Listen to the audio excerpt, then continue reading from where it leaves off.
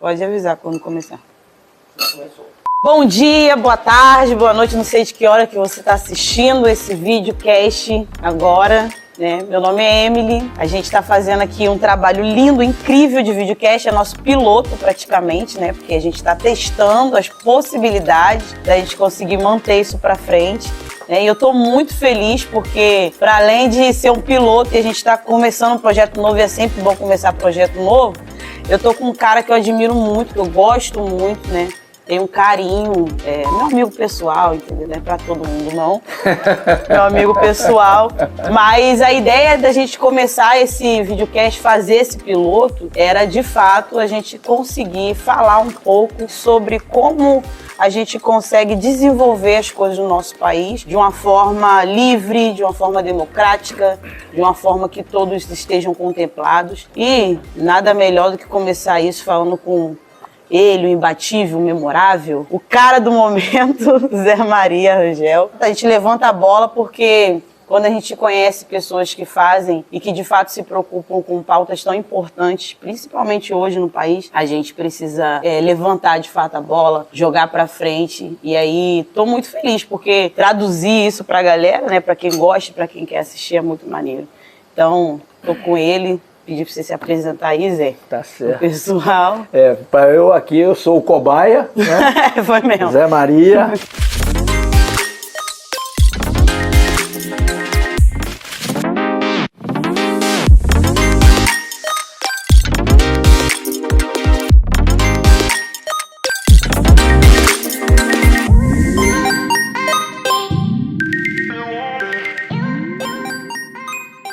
Muito ansioso aqui, nós estamos falando de ansiedade agora mesmo, né?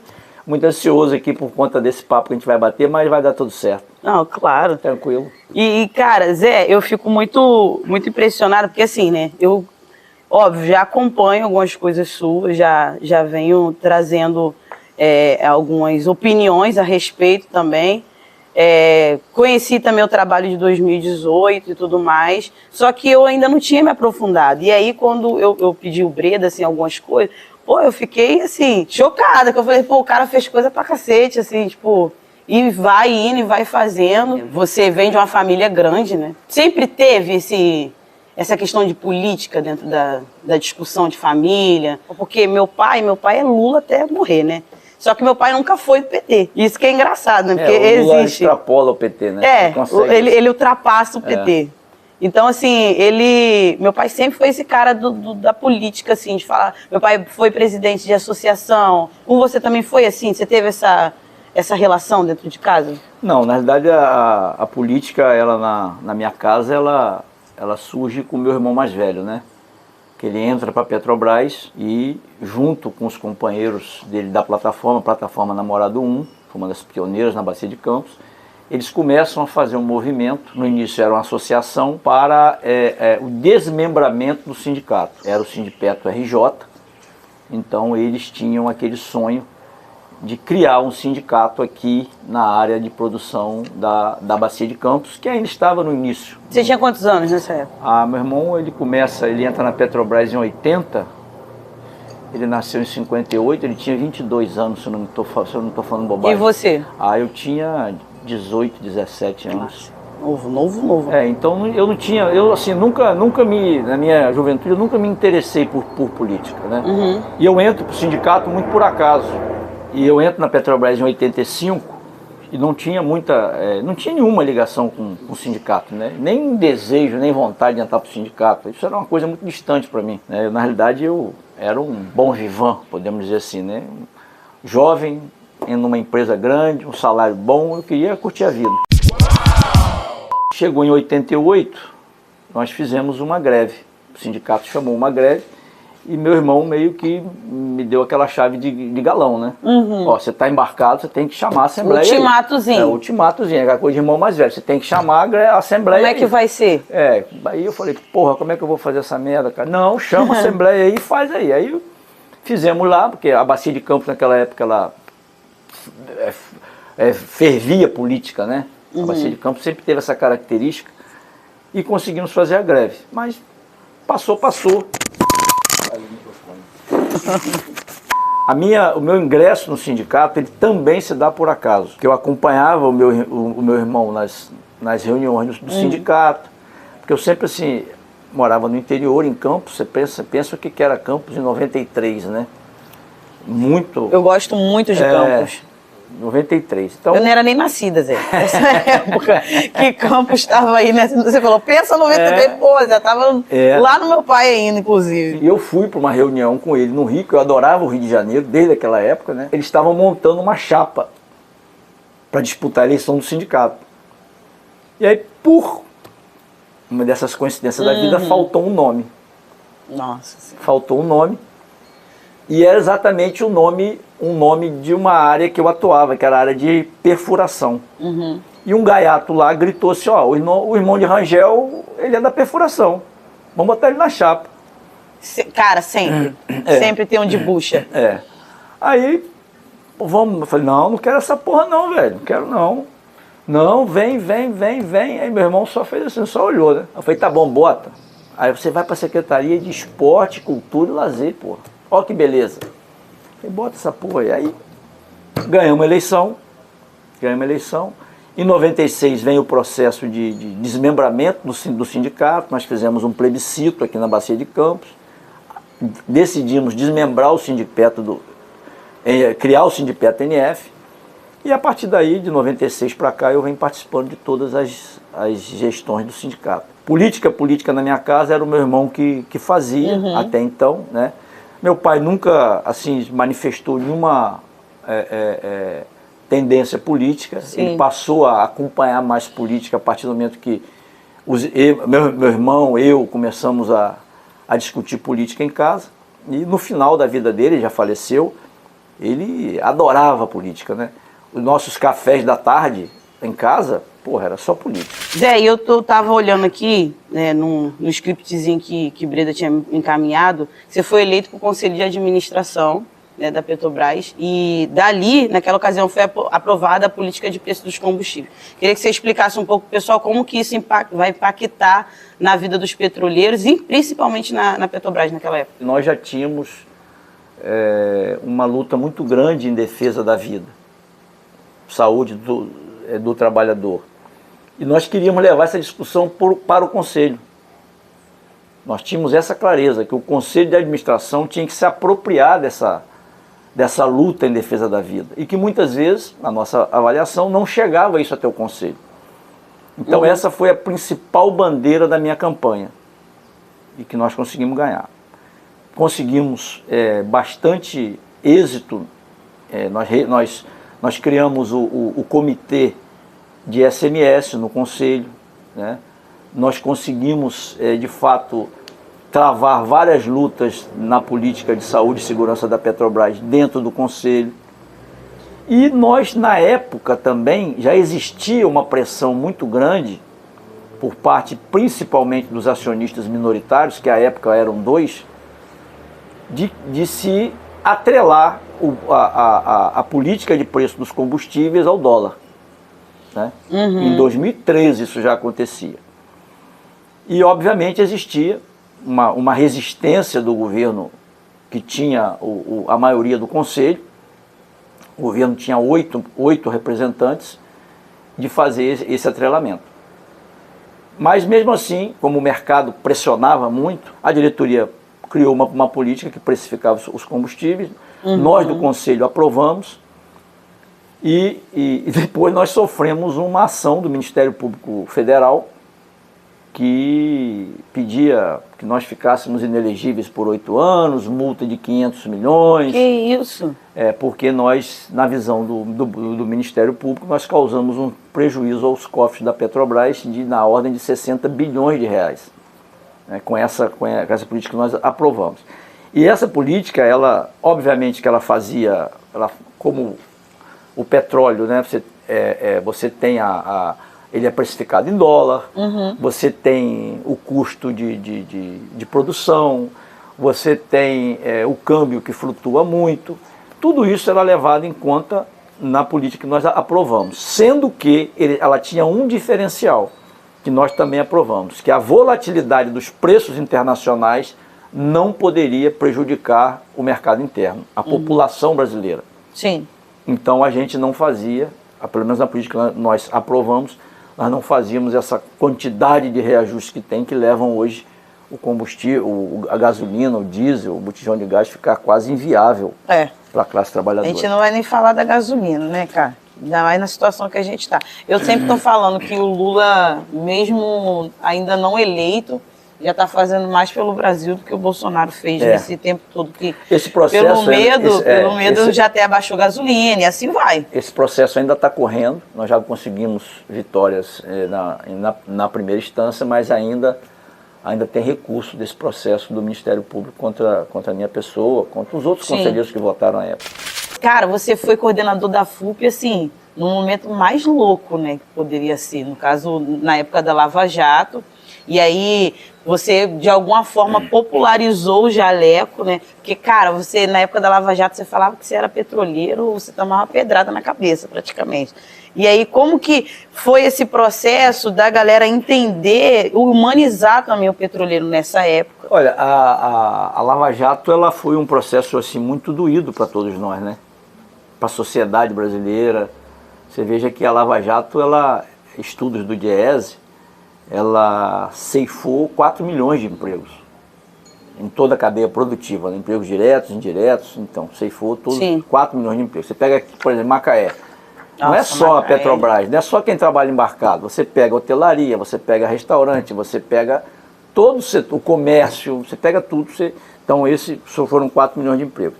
E para nós da Petrobras, ela teve um impacto maior.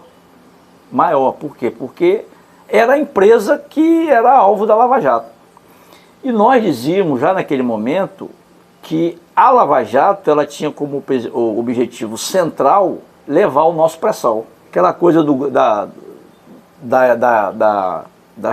das televisões, os telejornais, o tempo todo, aquele tubulão vazando dólar, tubulão enferrujado vazando dólar. Essa arte foi pesada.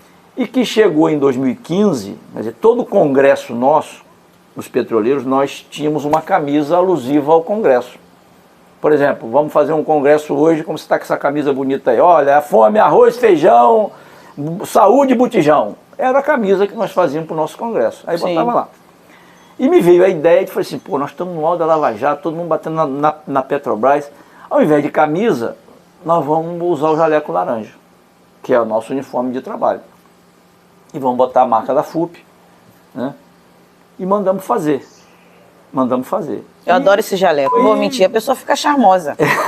Chega no ato, você chega de jaleco. Eu tinha um jaleco, perdi meu jaleco, mas vou conseguir outro com o Cid Petro, vamos providenciar para essa vamos providenciar. A apresentadora que vos fala, tá? Assim, foi uma ideia que eu tive, obviamente que eu só levei adiante, porque tive o apoio dos meus companheiros de federação à época, e que deu muito certo. Né? Deu muito certo porque o jaleco, além de ser, e eu falo isso para todo mundo que eu apresentei o jaleco, eu falo o seguinte, esse aqui é o nosso uniforme de guerra. Por quê? Porque era a guerra nossa contra a Lava Jato. Então isso foi assim, muito, muito bacana. E é isso, eu não tenho muita ideia boa, não, mas essa foi não, mas assim, eu acho legalzinha. Que você... Não, foi ótimo você classificar, você entender e falar, usar de algo que... Porque o jaleco é só, de fato, um pedaço de pano, mas ali já diz... Tem um simbolismo. Tem um simbolismo. E outra coisa, é você contrapor, né? O que a galera que está mais sendo atacada no país, a gente está dizendo que a gente está sendo atacado, mas a gente está aqui, a gente está fazendo. Né? E Zé, nessa época, não sei se foi de fato nessa época, mas é aí que você entende que, de fato, a classe trabalhadora precisava de um representante? Eu nunca fiz política, Emily, sem olhar a conjuntura. Eu sempre olho a conjuntura e sempre trabalho com o pior cenário. Bom, então nós vamos precisar de ter uma ferramenta que nos dê respostas rápidas para os ataques que a Petrobras vão sofrer. Nós precisamos criar um instituto de pesquisa. E aí chamei os amigos da FUP, pessoal, vamos fazer? Vamos.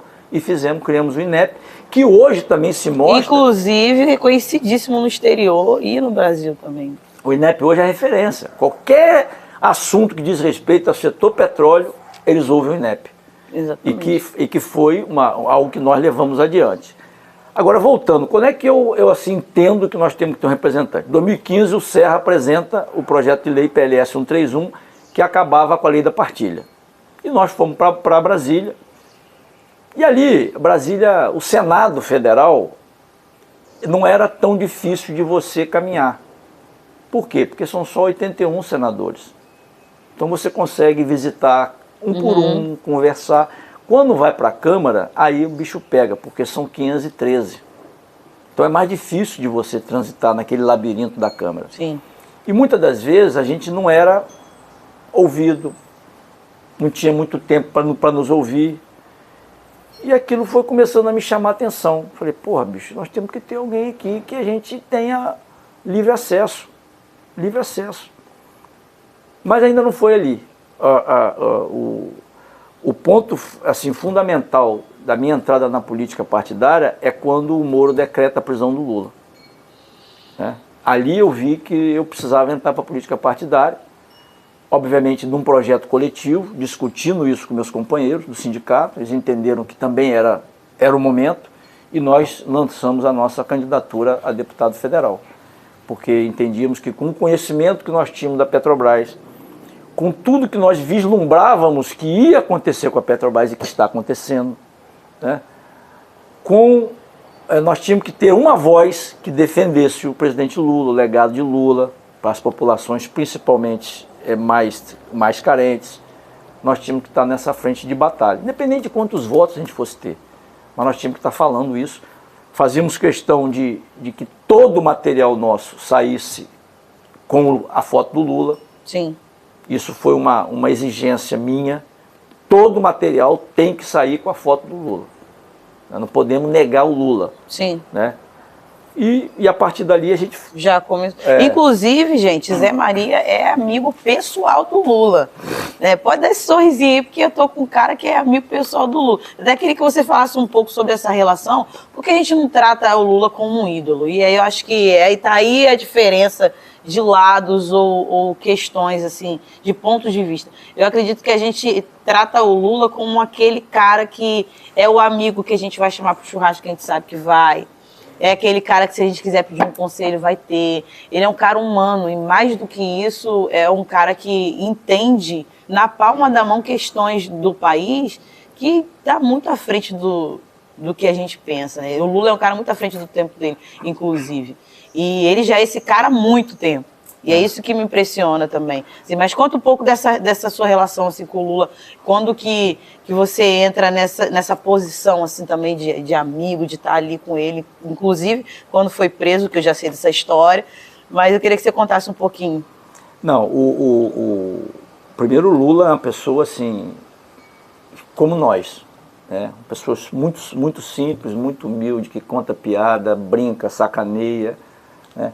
A relação minha com o Lula, ela é estabelecida no momento que eu assumo a FUP. Eu assumi a FUP, foi em agosto de 2014. E uma semana depois de eu ter assumido a FUP, eu recebo um telefonema da minha secretária. Né? Olha, o Lula quer falar com você. Não, sacanagem, né? É trollagem. Lula quer falar comigo? E eu virei para ela e falei assim, manda ele esperar, depois eu falo com ele, pouco tempo agora para atender ele não. Aí ela nervosa, a Ione, falava assim, Zé, o Lula quer falar com você. Eu falei, rapaz, depois eu ligo para ele, pega o telefone, depois eu ligo. E ela nervosa, mas da cadeira onde eu estava e para ela, a gente tinha um vidro, né, mas eu via. E ela ficava acenando para mim. Aí eu falei, tá bom, vou atender. Aí, atende, alô? Aí ele, companheiro. Aí, muito bom. Ali aí você foi no base. Eu tremi na base, né? Ali deu diarreia, vontade de banheiro, tudo. Meu Deus do céu. Aí eu falei, oi, presidente. E ele foi assim, como é que você está? Tudo bem? Eu preciso falar com você. Venha a São Paulo, no Instituto Lula. Foi só esse o recado, pode vir amanhã. E eu fui lá. Caramba. Fui lá, foi assim, super bacana, né? Parecia que a gente já se conhecia há muito tempo. E ele falou para mim assim, olha, eu preciso que você faça um ato para mim na frente da Petrobras, porque os caras vão destruir a Petrobras. 2014, hein?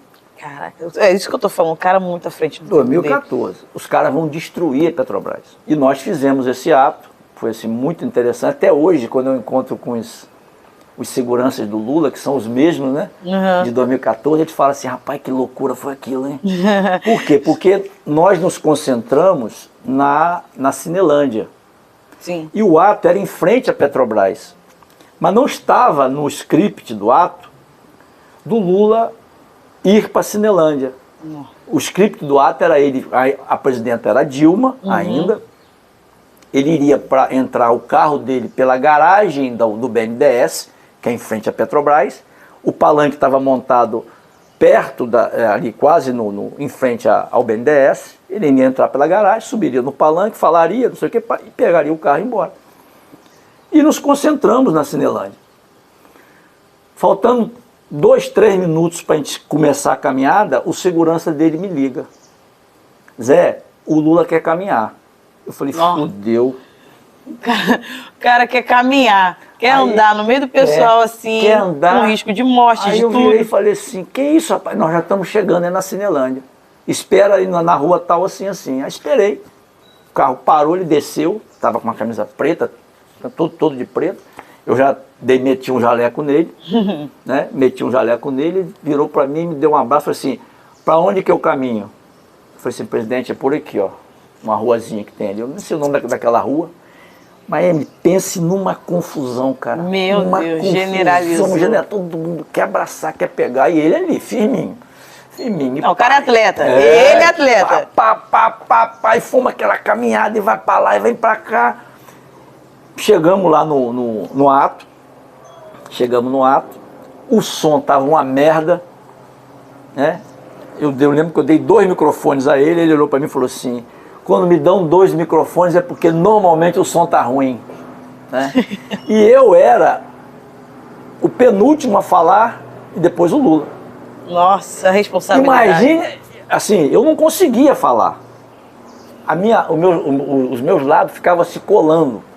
Não tinha saliva mais na minha boca. Aí eu me lembro que eu estava tentando falar, aquela agonia. Aí ele foi, agarrou da minha mão e falou assim, calma, companheiro, quer uma aguinha? Caraca, que isso, Zé? Aí foi lá, pegou uma garrafinha d'água, abriu, bebe uma aguinha. Fica a boca seca, olha a boca, rapaz. A gente tem que sempre aprender com o nosso presidente eterno. Tranquilo e calmo. Assim mesmo, aí eu fui, bebi a água, aí deu aquela aliviada, aí consegui terminar de falar, aí entrou ele falando, aí começou a falar, aí ele virou para mim e falou assim, eu te dei água, hein? Se eu fosse presidente você ia me dar água, né? Cadê minha água? E aquilo vai quebrando o gelo, né? Tá? E a partir dali a gente começou, a gente estabeleceu uma relação mesmo de amizade. Eu ligava, toda vez que eu ligava, preciso falar com o Lula. Era assim, pode vir no Instituto Lula. As portas estavam sempre abertas para a gente no Instituto Lula. E ele também, da mesma forma que ele começou a andar pelo Brasil, e falando da Petrobras, toda vez que ele ia falar, ele me chamava. Então a gente estabeleceu, de fato, uma relação de amizade e que dura até hoje. Mas vamos fazer um joguinho de bate-bola? Eu vou te fazer algumas perguntas e aí você pode responder com uma palavra ou uma frase. Beleza? Pode ser? Show. Uma cor. Azul. Uma frase. Pode ser de um autor, de uma autora. Nada é tão ruim que não possa piorar. Meu Deus! Você pensou no Vasco e falou sobre isso. Um filme. Um filme? Eu gosto muito de filmes 007, adoro. É mesmo? Você adoro. Só impossível. Todos dos filmes 007, 007 que vai, eu também gosto de 007. Uma música. Tá escrito do Revelação, né? Não, essa aí a gente até reformulou ela, essa inclusive. Música, inclusive, foi quando eu fui candidato à reeleição no Conselho. E eu tinha feito assim, eu sempre fui um cara muito pé no chão. Eu sempre sei a hora, assim, eu faço uma avaliação de quando eu acerto, quando eu erro, o que eu fiz bem, o que eu fiz mal, o que eu posso melhorar. E eu tinha uma avaliação que eu tinha feito um bom mandato no Conselho. E eu venho para a reeleição e perco. Foi a primeira eleição que eu perdi e chorei. Que isso. Eu fui para casa, rapaz, deitei, chorei, rapaz. Falei, triste. Pai, puto da vida. Aí eu recebo de um amigo essa música. Caraca, simbólica. É simbólica. E passou, e de fato e é a música, inclusive, que hoje as pessoas estão cantando. Erga essa cabeça, mete o pé e vai na fé, manda o Bolsonaro embora. Muito bom, cara. Exatamente. Um ídolo. Um ídolo? Eu não vou nem falar que é o Lula, mas o meu irmão mais velho. Né? Até porque tudo que a gente já estava falando aqui foi o pivô, né, para você estar ali. É isso, fechando essa questão do bate-bola. Agora, Zé, para a gente encerrar, eu queria perguntar um pouco a respeito de Macaé, porque para quem não sabe, a gente está fazendo esse vídeo de Macaé, mas eu queria saber suas expectativas, assim, para a cidade mesmo, assim, para entender qual que seria seu papel, assim, de fato, como nosso representante, e eu acredito, assim, não só como representante, mas como alguém que possa estar ali dentro, que a gente possa construir isso junto. Né? Porque quando a gente fala representante, as pessoas acabam pensando muito que é o cara que vai decidir tudo por nós, e não é. É uma questão coletiva, é a forma como a gente vai construir isso, com a opinião de todo mundo. Acredito que você tem essa mentalidade, e é mais para a gente entender qual o papel, né, do deputado federal, principalmente na cidade. Eu sei que as suas prioridades é o eixo Campos e Macaé, que se ligam muito, mas para a gente mostrar para a galera o quanto isso é importante, e que não é só sobre o partido, também sobre o partido, mas não é só sobre o partido. É como a gente constrói isso com alguém que de fato ouve, né? Porque eu tenho essa fé em você, em vários quesitos, assim, né? O Zé, para quem não sabe, o Zé é pai, né, de 3 filhas, 3 meninas. Eu acho que você entende também, mais do que nunca, o quanto é difícil uma mulher viver no país que a gente está vivendo por ter 3 filhas, por entender, porque, gente, meu pai é aquele cara, assim, babão, e é o cara que o tempo todo tá ali olhando, entendendo. Meu pai, já peguei meu pai chorando dentro do quarto por conta de injustiças a respeito de mim. Então, claro, o homem ele não vai se colocar no papel de que sofre, mas ele entende, ainda mais sendo pai de 3 meninas. Então, assim, qual é a sua expectativa, né? E que você calcula na sua cabeça para essa cidade, para a gente poder estar ouvindo isso também? Então, Emily, eu sou cidadão macaense, né? O título que me foi dado pelo meu amigo Danilo Funk, quando ele era vereador. Sim. E o que eu pretendo fazer enquanto deputado federal, caso venha a ser eleito, é um pouco dessa mistura que é o sindicato, né? É uma vibe de ouvir muito, de ver a realidade. É um pé no parlamento e um pé na rua. Sim.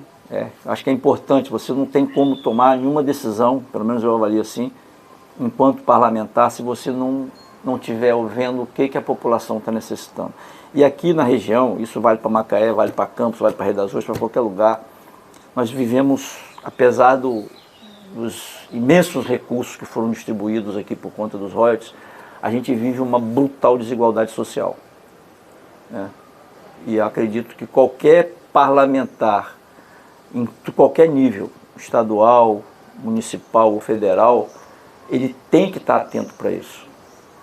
E quem mais sofre com essa desigualdade social,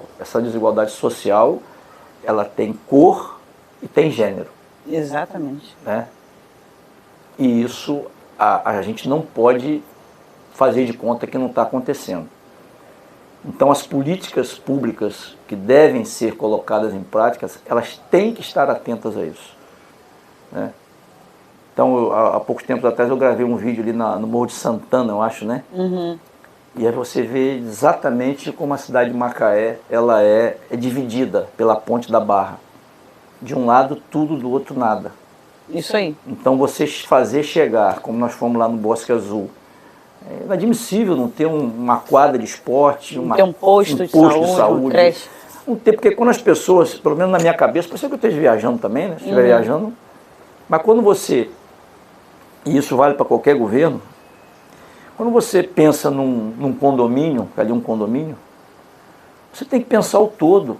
Você não pode achar só que eu vou botar aqui casa.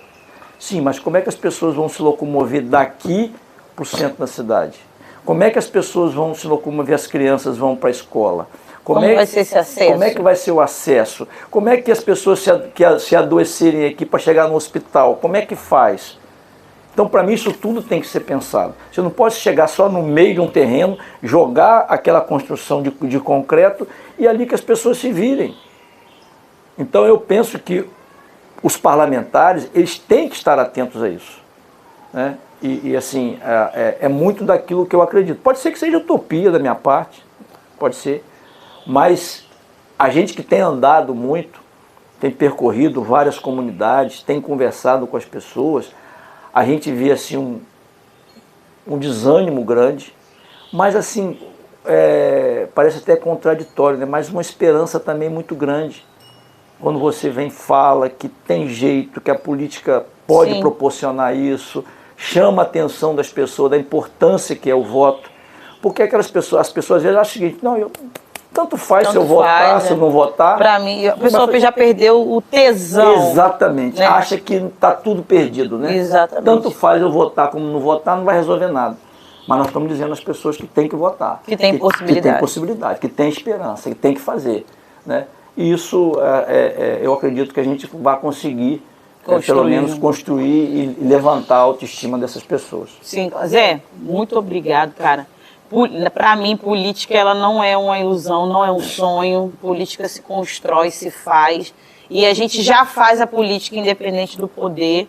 Só que agora a gente precisa também ser quem assina, quem fala, olha, é isso que está acontecendo.